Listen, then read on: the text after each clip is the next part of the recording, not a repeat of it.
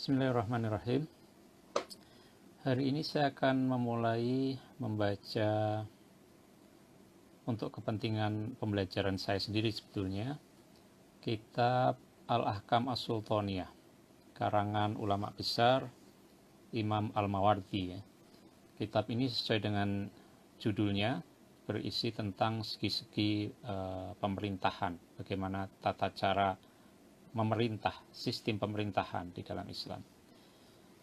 Namun yang akan saya baca bukan keseluruhan isi buku ini, tetapi khusus bab-bab yang terkait dengan agraria, ya, fikih agraria, soal tanah, soal alokasi tanah, ya, dan semacam itu.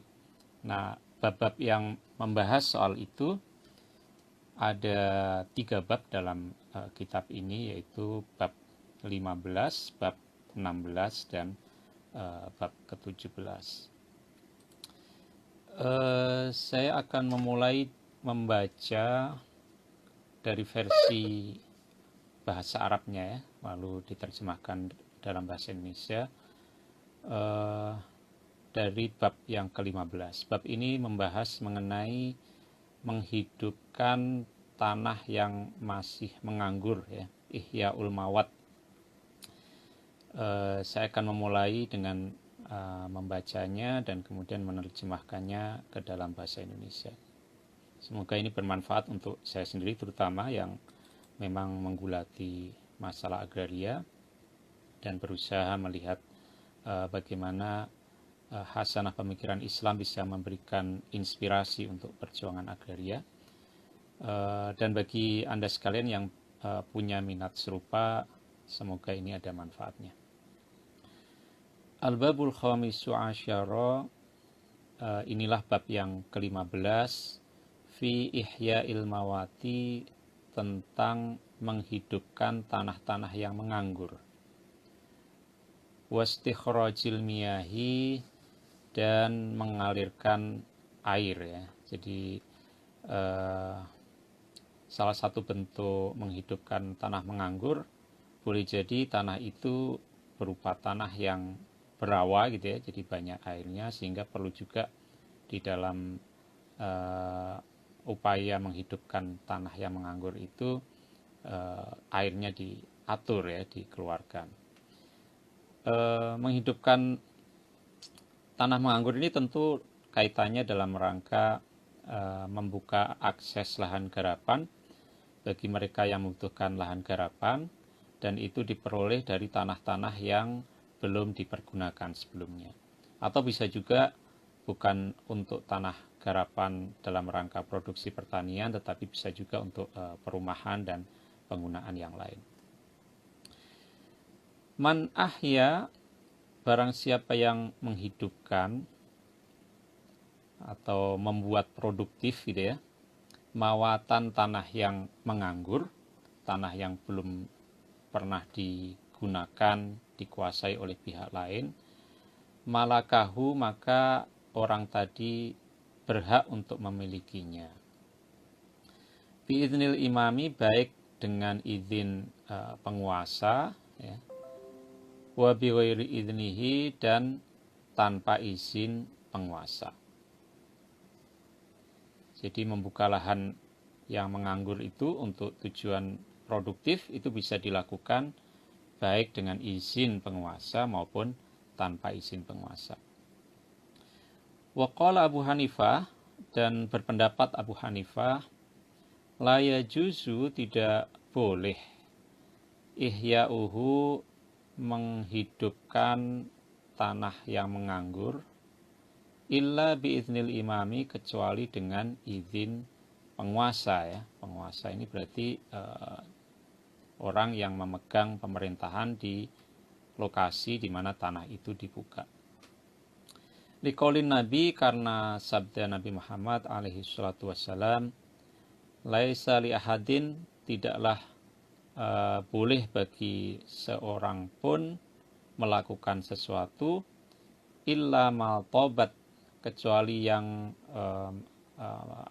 yang merasa senang, bihi dengan tindakan tadi, nafsu imamihi perasaan pemimpinnya.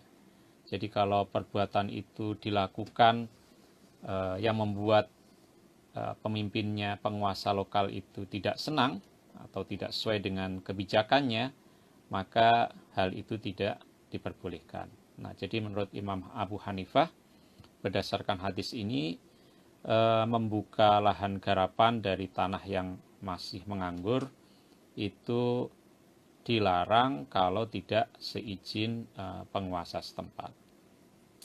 Nah, status hadis ini sendiri dinyatakan lemah gitu ya, dhaifun jiddan, sangat lemah, karena di situ ada salah satu perawi yang namanya Amr bin Waqid, dan orang ini dianggap matruk ya, orang yang mesti ditinggalkan ya, riwayatnya tidak dianggap. Wa fi qaulin Nabi, dan di dalam hadis Nabi yang lain ada riwayat di mana Nabi bersabda, man ahya arodon, man barang siapa ahya yang menghidupkan arodon bumi atau tanah, mawatan yang menganggur, fahia maka bumi yang dihidupkan tadi lahu menjadi milik orang yang membukanya. Dalilun, ini merupakan dalil, merupakan dasar ala anna milkal mawati, bahwasanya kepemilikan tanah yang menganggur itu mu'tabarun, ditentukan bil ihyai, dengan tindakan menghidupkan tanah itu. Jadi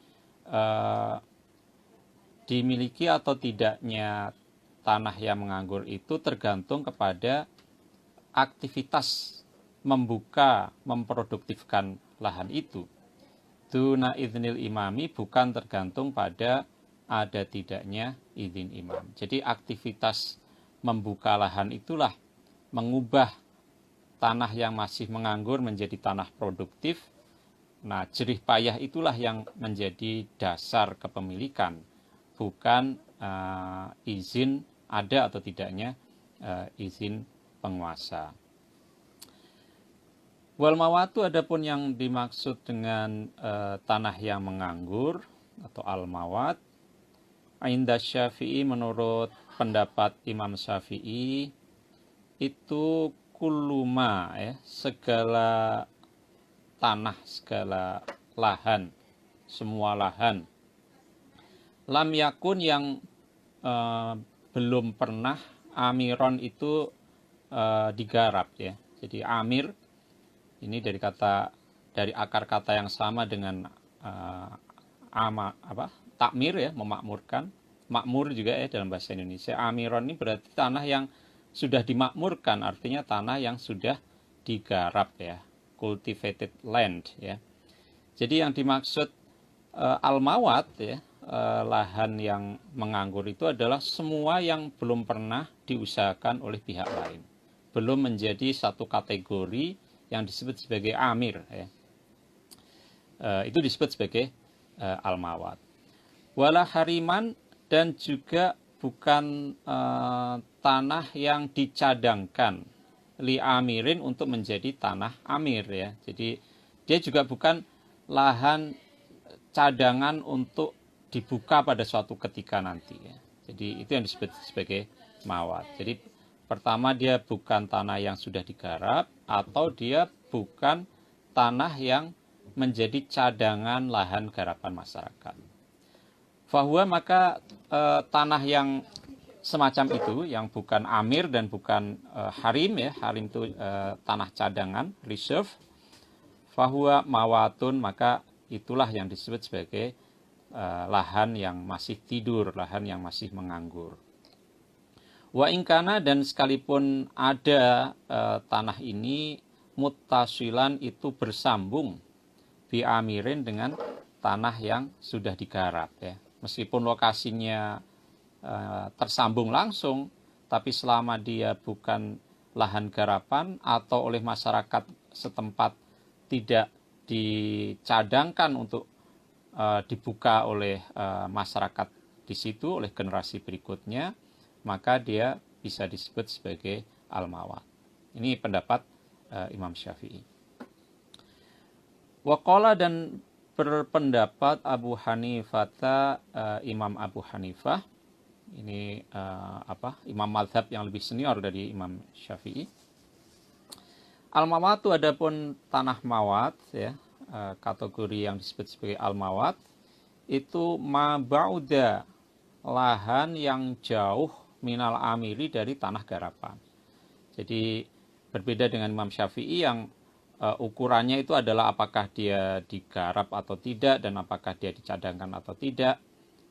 Maka dia disebut sebagai mawat meskipun letaknya, posisinya bersambung dengan tanah garapan. Nah, bagi Imam Abu Hanifah, posisi lahan ini menjadi salah satu kriteria di dalam menentukan al-mawat. Jadi yang disebut sebagai al-mawat adalah lahan yang lokasinya jauh dari lahan garapan. Ma ba'uda, lahan yang jauh minal amiri, dari lahan garapan. Walam yablughu, dan tidak sampai ke lahan itu al-ma'u, air. Artinya memang tidak pernah ada aktivitas untuk mengairi lahan garapan itu.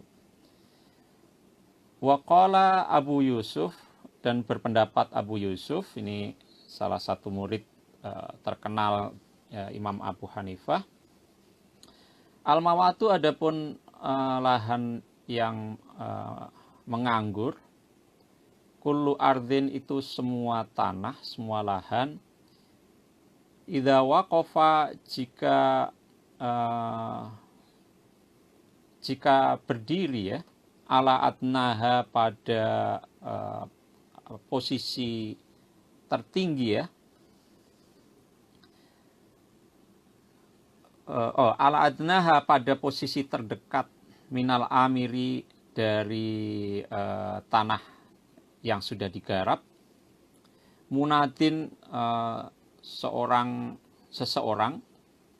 bi'a'la sautihi, dengan berteriak sekuat tenaganya, lam yasma, maka tidak mendengar, akrobun nasi, orang yang paling terdekat, ilaiha, kepada posisi orang tadi, fil amiri, di dalam tanah yang sudah digarap.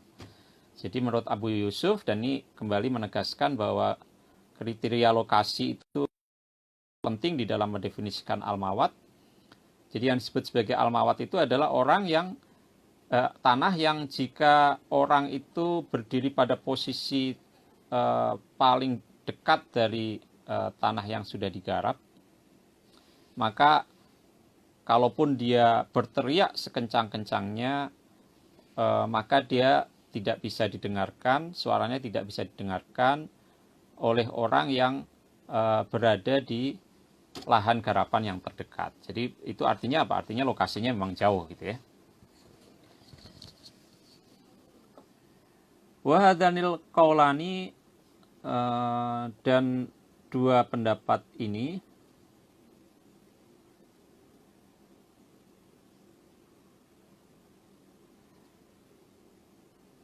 yakhrujani, itu bertolak, anil ma'hudi, dari sesuatu yang diterima, fittisolil imarati, di dalam tersambungnya tanah yang sudah digarap. Jadi meskipun dua pendapat ini menekankan faktor jarak sebagai kriteria untuk menetapkan apakah ini mawat atau tidak, tetapi pendapat ini juga sebetulnya bertolak dari apa yang sudah diterima di dalam pandangan ulama, bahwa tanah yang sudah mawat itu bisa saja berkoneksi, bersambung dengan tanah yang sudah digarap, tetapi posisinya cukup jauh sehingga dia tidak, kalau ada yang bersuara di sana, dia tidak bisa didengar oleh orang yang berada di lahan garapan. Ya ini perdebatan menyangkut apa sih sebetulnya definisi al-mawat itu. Wayastawi dan tidak dibedakan, artinya sama saja. Fi ihya ilmawati, di dalam menghidupkan tanah mawat ini,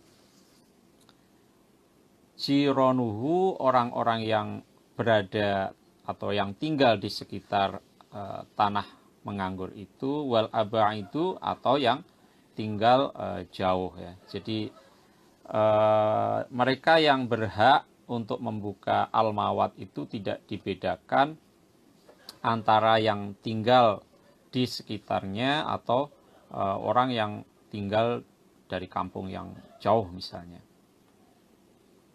Waqala Malik, dan berpendapat Imam Malik, jironuhu, adapun penduduk yang tinggal di sekitar mawat, min ahlil amiri, dari mereka yang sudah menggarap tanah garapan yang ada di dekatnya, itu ahaku, lebih berhak, biihyaihi, untuk menghidupkan tanah menganggur tadi, minal abaidi, dari orang-orang yang tinggal jauh dari situ.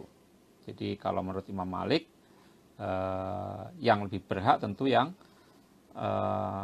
tinggal di lokasi yang berdekatan dengan lahan-lahan yang menganggur itu. Wasifatul ihyai, adapun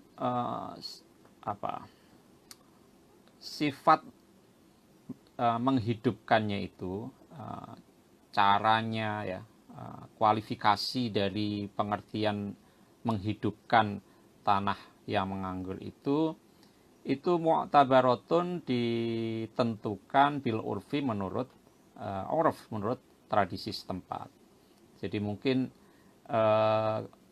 sudah bisa dikatakan berhak atas tanah itu kalau misalnya orang itu mulai menebang pohonnya gitu ya, yang semula hutan dia menebang itu, kemudian dengan aktivitas membuka hutan itu dia sudah dianggap memiliki hak atas tanah yang semula menganggur itu. Atau mungkin dalam tradisi yang lain bukan sekedar membuka hutannya, tetapi kalau betul-betul sudah ditanami, maka dengan kegiatan menanam itulah maka hak atas tanah yang semula menganggur itu baru bisa diperoleh. Jadi ini tergantung kepada urf ya, tradisi atau kebiasaan yang ada di situ. Mu'tabaratun bil urfi fima yuradu, mengenai apa yang dimaksud lahu menurut urf al ihya'u, menghidupkan tanah menganggur itu ya. Jadi sifat menghidupkan tanah menganggur itu, kualifikasinya, pengertiannya, kriterianya gitu ya, itu ditentukan oleh tradisi setempat. Lianna Rasulullah SAW, karena sesungguhnya Rasulullah Nabi Muhammad SAW atlaqa, memberi pernyataan yang sifatnya generik, yang sifatnya umum ya. Atlaqa menyatakan secara umum dzikrohu, ketika menyebut Ihyaul Maut. Ihalatan alal urfi,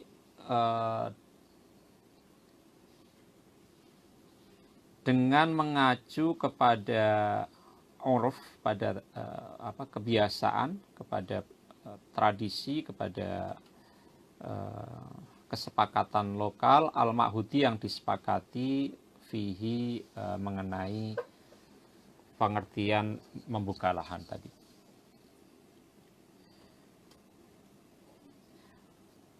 Fa'in aroda, maka barang siapa menghendaki ihya al-mawati, untuk menghidupkan lahan menganggur, lahan yang belum pernah digunakan lisukna untuk pemukiman. Jadi kalau dia ingin memperoleh lahan itu untuk membangun rumah, karena maka ada ihya'uhu, cara menghidupkan tanah tadi itu, bil binai, dengan membuat bangunan, dengan melakukan konstruksi, ya, membuat mungkin pondasi, ya, wa tasqifi, dan membuat atap, ya. Li'annahu, karena aktivitas ini, ya, membuat bangunan dan membuat atap, naungan, itu awwalu kamalil imarati, merupakan awal permulaan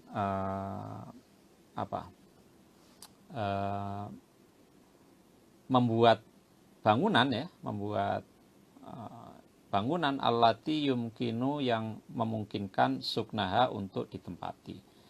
Jadi ukuran menghidupkan tanah mati itu, kalau untuk bangunan, ya, kriterianya, ya, yang paling minimal dia sudah ada bangunannya dan sudah ada atapnya, karena itu adalah ukuran minimal suatu bangunan itu bisa dihuni. Wa in aroda ihya'aha lizar'i, wa in aroda, dan jika menghendaki seseorang ihya'aha, menghidupkan tanah yang masih menganggur tadi, lizar'i, untuk pertanian, wal ghorsi, atau untuk menanam tanaman tahunan, ya, perkebunan, ya. Utubiro, maka hal itu ditentukan. Utubiro fihi, maka hal itu ditentukan salah satu syurutin, 3 syarat berikut ini. Jadi itu akan dianggap salah satu syurutin 3 hal berikut ini, ya. Jadi kalau 3 hal ini terpenuhi, maka kegiatan orang tadi membuka lahan untuk pertanian maupun untuk menanam tanaman tahunan, maka itu berarti menjadi haknya, ya, kalau 3 hal ini sudah terpenuhi. Ahaduhuma, adapun salah satunya, ya, syarat yang pertama, jam'ut turabi, itu mengumpulkan tanah al-muhiti, yang mengelilingi, biha, pada tanah yang dibuka tadi. Jadi harus dibuat satu tanda untuk menandai bahwa lahan itu sedang digarap, ya, dan itu dilakukan dengan membuat misalnya, ya, gundukan tanah, ya, yang mengelilingi lokasi di mana lahan yang baru dibuka itu mau diusahakan. Hatta yasiro, sehingga menjadi gundukan tanah tadi hajizan, itu pembatas, bainaha, antara tanah yang mau diusahakan tadi, wa baina ghairiha, dan di antara tanah yang lainnya yang masih belum diusahakan.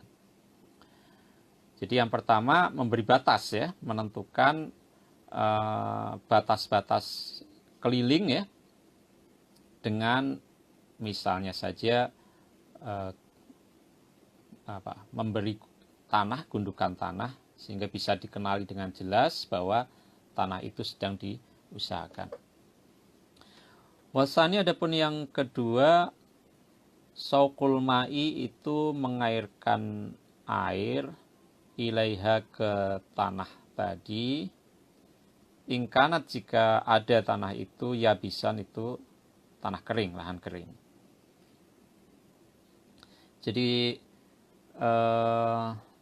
syarat yang kedua yang ini menunjukkan, membuktikan, ya, bahwa ini digunakan untuk lahan pertanian, maka harus betul-betul nyata aktivitas mengusahakannya menjadi lahan pertanian. Antara lain, kalau lahan itu adalah lahan kering, maka dia harus diairi.